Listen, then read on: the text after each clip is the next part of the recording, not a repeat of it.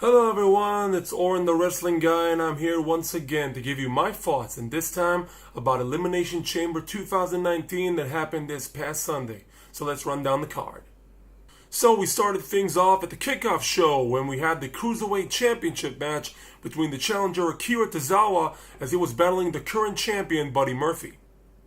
Truth be told, I'm a big fan of 205 Live, and I think it's an absolute disgrace that these guys are always on the kickoff show. These guys deserve to be on the main card. The people love the matchup. They were following it minute by minute, second by second. There was this insane spot where Buddy Murphy grabbed Akira Tozawa in midair on the outside and lifted him up for a suplex. Buddy Murphy is insanely strong. This was a good opener. This was a great matchup. The ending came when, after an amazing sequence, Buddy Murphy was able to hit Murphy's Law on Akira Tozawa and retain the Cruiserweight Championship.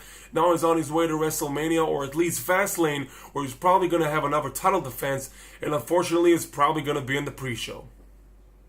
Up next was the Women's Tag Team Elimination Chamber match to crown the inaugural Women's Tag Team Champions. Actually, it was a renewal of the title. The title did exist back in 1983. This is basically a newer incarnation of it. And I gotta say, this match was awesome. The match had maybe 1-2 glitches, but basically the match was really good. Every team fulfilled their part very, very successfully. The Iconics were phenomenal. I swear to God, you barely see any heel tag teams these days, but the Iconics really nailed it down. They were really good in this matchup as heels. And the ending, of course, the favorites, Sasha Banks and Bayley, getting the win, with Sasha nailing Sonya Deville with that modified bank statement, and they took home the gold. Here's the thing, I'm happy for Sasha and Bayley for winning the match, but I would really love to see a different tag team win this matchup in order for Sasha and Bayley to win those titles at WrestleMania.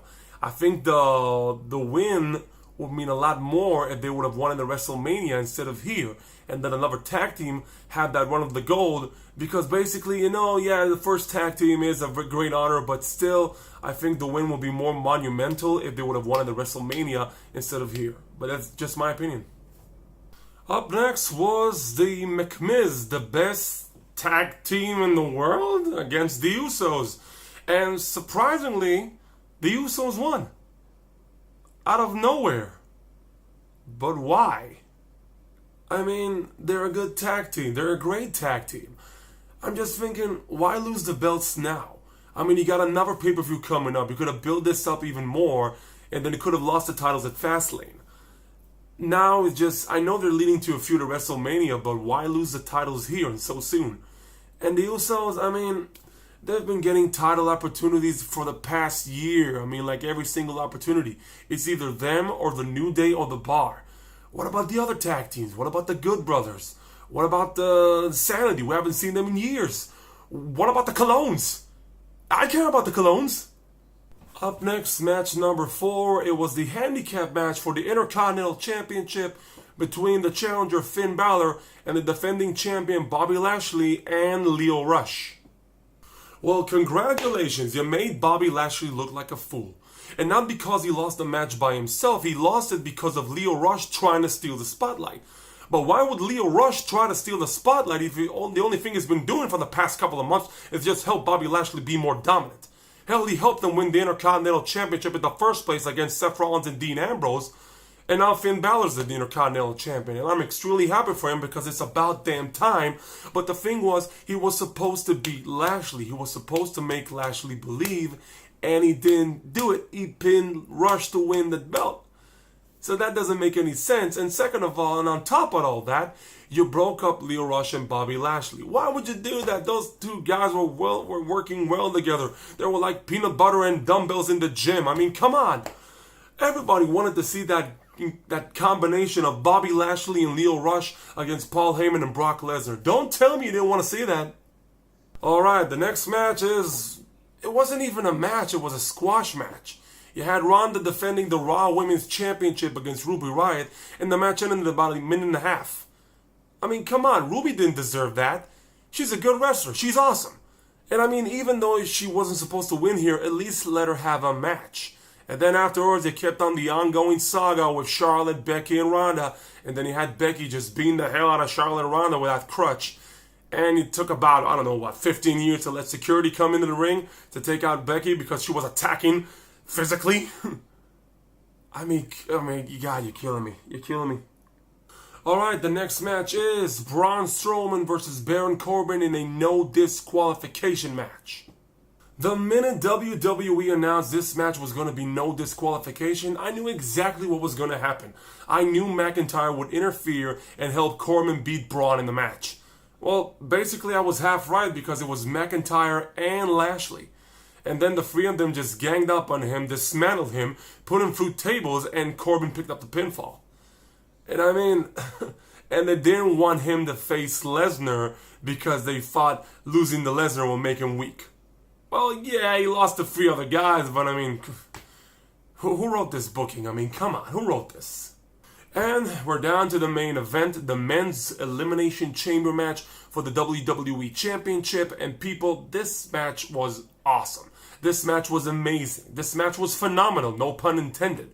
You should really watch it on the WWE Network. I am not plugging this, I'm just saying go watch the match. But there is one thing that really bothers me. Here's what bothers me. Mustafa Ali getting injured, and those injuries preventing him from entering the Elimination Chamber. Sometimes in this business, you may get only one chance to shine. And I hope that this isn't it for Mustafa Ali. The guy is a great wrestler. He's a storyteller. Have you seen his promos? They're off the wall. But the thing is, this whole story fitted him like a glove. The gauntlet. The Elimination Chamber. Staying the last guy in the ring with Bryan.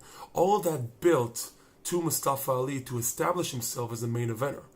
The only problem is, when Kofi grabbed the ball and ran with it, he ran all the way. And people, until the very last second, really thought that Kofi could have become WWE champion that night. And when he didn't, the crowd was in awe. There was silence in the air. And I swear to God, even I had a tear in my eye. And that's the thing. When you see a match and you have a pretty good notion about who's going to win, I'm always hoping that maybe I see a surprise. And I got that feeling with Kofi, but there was no way I could have got that with Mustafa Ali. It's not his time yet. And maybe this is a blessing in disguise, but I really think that this is too early for him, and I really think he needs a little bit of more established time on the main roster before he gets elevated to more main event level. And well, like a month ago, I was pretty sure he was going to win the Cruiserweight Championship on 205 Live, and he was going to do it at WrestleMania. Well, I guess I'm mistaken. But that doesn't matter. Mustafa Ali is great, and he's destined for great things in wrestling. I'm just thinking that maybe it was in the stars to Kofi to fill that void left by the injuries by Mustafa Ali and get the ball rolling here. And basically, this was awesome. This was a great pay-per-view. This is a great ending. And I'm pretty sure this could have set the course for Kofi for greater things to come. So, those were my thoughts. I would love to hear yours. Let me know in the comments. Please like and subscribe, and I will see you next time.